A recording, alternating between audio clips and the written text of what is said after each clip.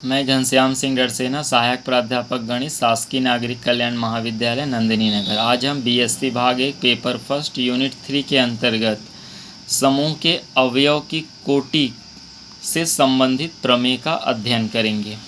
Theorem है यहाँ पर, एक परिमित समूह के प्रत्येक अवयव की कोटि परिमित और समूह की कोटि से छोटी या बराबर होती है। अर्थात यदि G एक फाइनाइट ग्रुप है तो प्रत्येक अवयव की कोटि अर्थात ऑर्डर ऑफ A और ग्रुप की कोटि का अर्थ होता है ऑर्डर ऑफ G।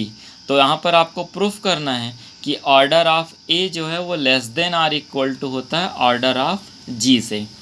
इसका प्रूफ है, मान लेते हैं कि G डॉट जो है अर्थात G एक फाइनाइट ग्रुप है अंडर द मल्टीप्लिकेशन और A जो है ये G का एक आर्बिट्ररी एलिमेंट है। हम जानते हैं कि क्लोजर प्रॉपर्टी से यदि A और B ग्रुप G के दो एलिमेंट हैं तो A इंटू B जो है एलिमेंट ऑफ G होगा।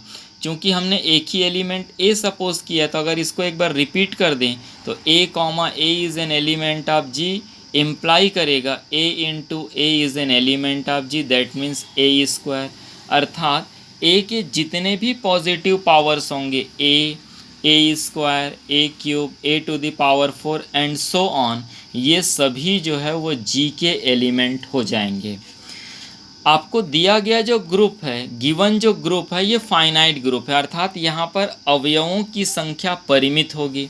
यदि यहाँ पर A के सभी धन पूर्णांक यदि G के एलिमेंट होंगे और आप सभी जानते हैं कि धन पूर्णांक का समुच्चय जो है एक अपरिमित समूह होता है, किंतु ग्रुप आपको एक परिमित समूह दिया गया है, इसलिए ये जो A के जो पावर आपको मिल रहे हैं ये सभी जो है धन पूर्णांक घात जो है वो भिन्न भिन्न नहीं हो सकते।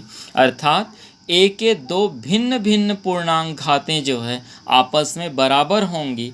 इसलिए हमने मान लिया जो है कि A के दो पूर्णांक घात A to the power R equal to A to the power S जो है बराबर है, जहाँ पर R जो है ग्रेटर देन S है।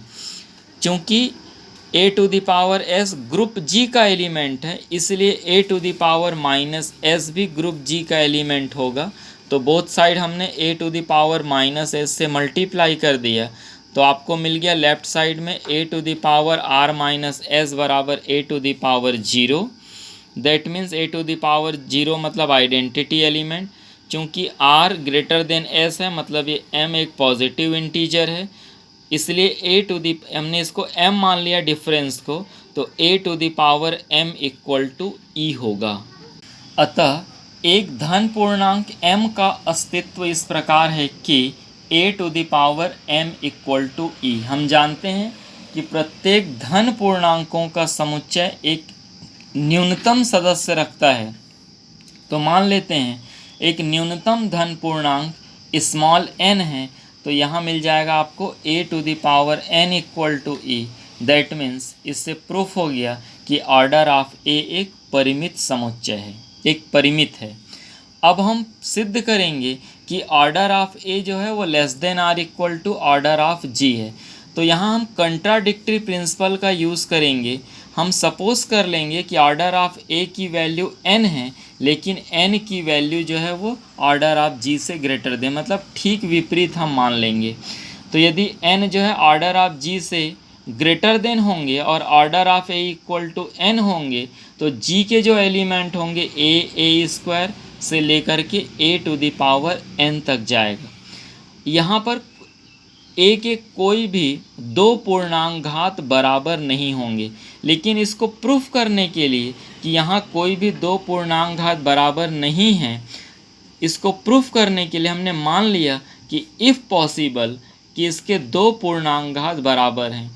तो जैसा हमने पहले किया था उसी तरीके से A to the power R minus S बराबर A to the power 0, that means identity मिल जाएगा। किंतु यहाँ जो R माइनस S होगा वो n से छोटा होगा। क्यों? क्योंकि R और S दोनों ही नंबर n से छोटे हैं, इसलिए उनका डिफरेंस भी लेस देन n होगा।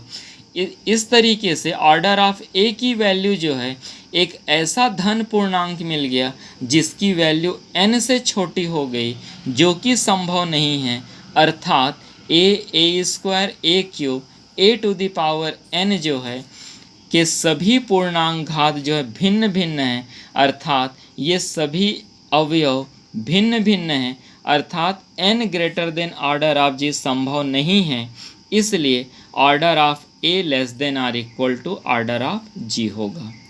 Thank you.